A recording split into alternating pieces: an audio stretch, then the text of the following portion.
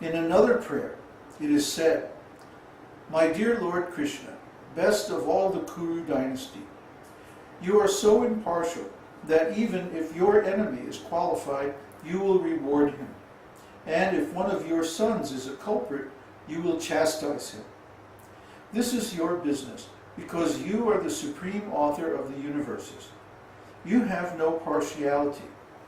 If anyone finds any partiality in your characteristics, he is surely mistaken."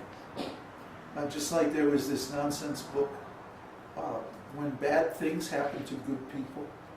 You hear that book? Yeah, it was written by some rabbi. And he came to the conclusion that, okay, if God is in control of everything, and bad things happen to good people, the conclusion is that either God is not all good, or that God is not all powerful. See? He's not all good because he allows bad things to happen to good people. If he's all powerful, but if he's not all power, he could still be all good but not be all powerful, so he couldn't prevent these bad things from happening. Nonsense rascal. This is supposed to be a religious leader saying this nonsense? Just like the Protestant theologians, Thomas Aquinas and people like that, they were saying that God is dead. This is coming from theologians, ministers, of the church, saying that God is dead. Very foolish nonsense. And it's all based on this same idea that this world is, now hold on to your hats, remember you heard it here first, this world is imperfect. Sorry to bust your bubble, but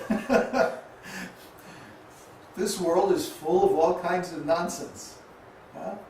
So, does that mean that God is bad?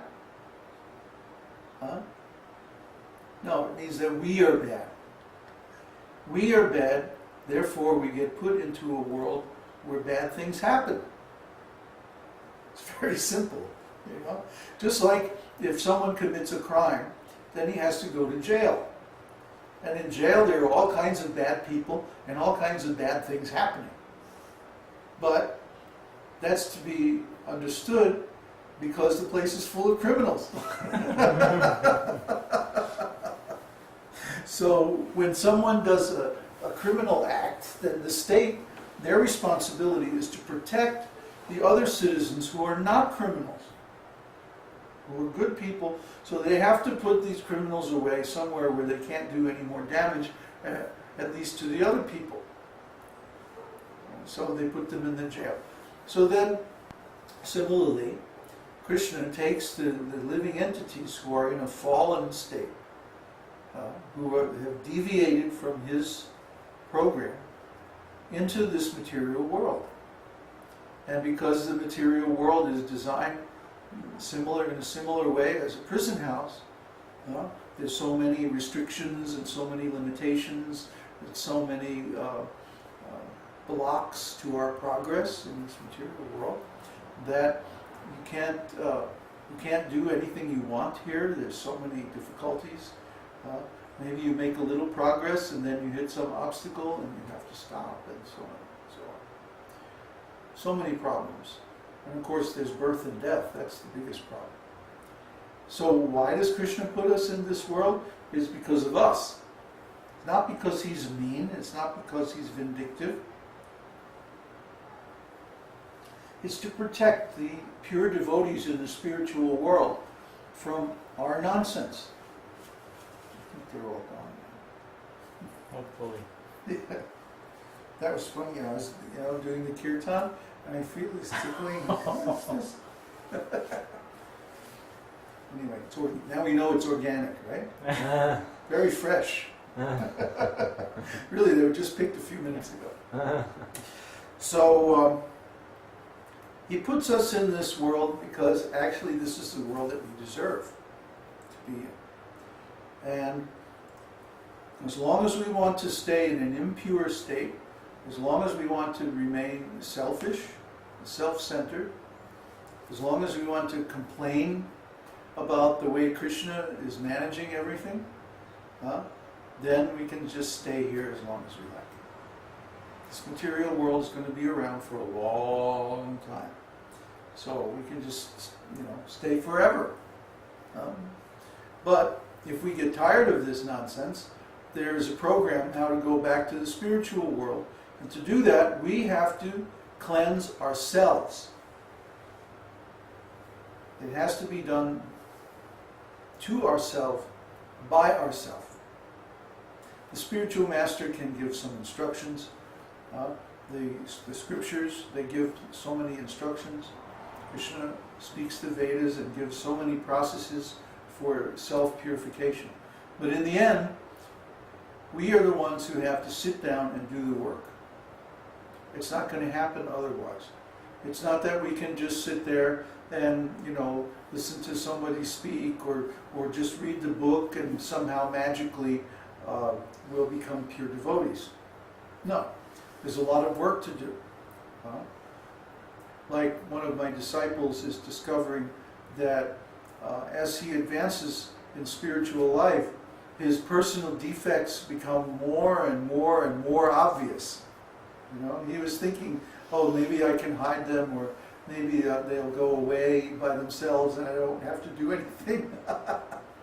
But no, it doesn't work like that.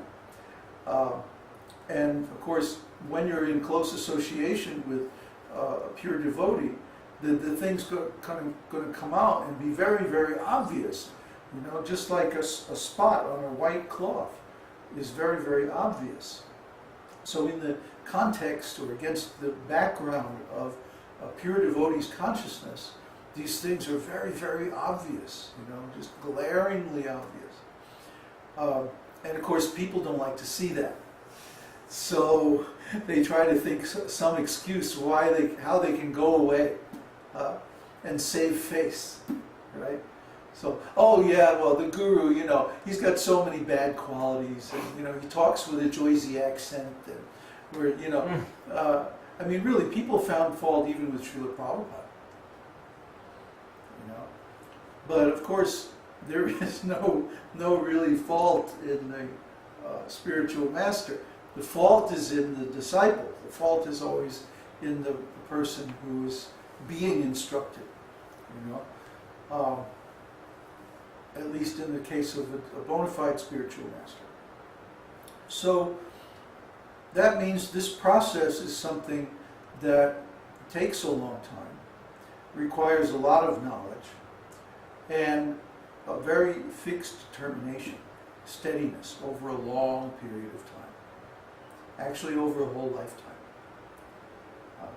Because it's just like, if you wash your car today, then a week later, it's going to be dirty again.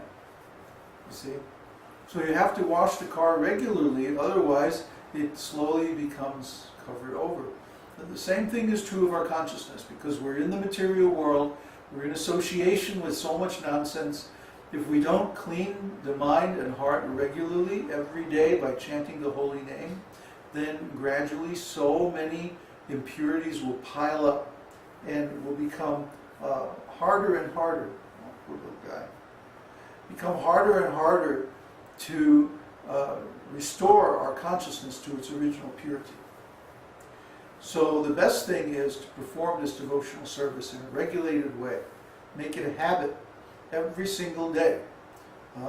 Get up in the morning, do our mantras, do a little bit of scriptural study, make some prasadam and offer it nicely with love, and then do some service.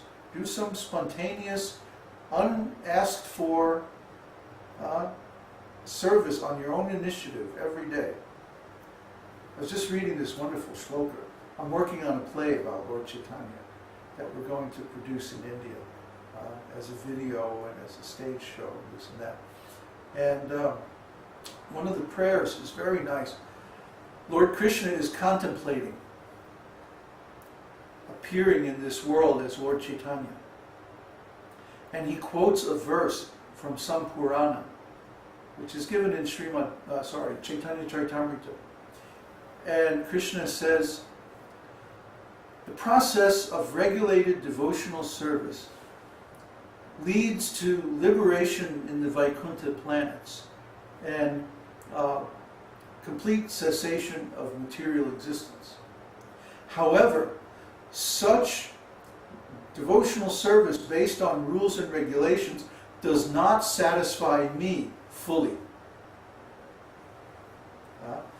I want to see that the living entity displays his spontaneous love. Then I become very pleased. So therefore, Lord Chaitanya, Krishna descended as Lord Chaitanya in order to display and teach this spontaneous love. So a regulated devotion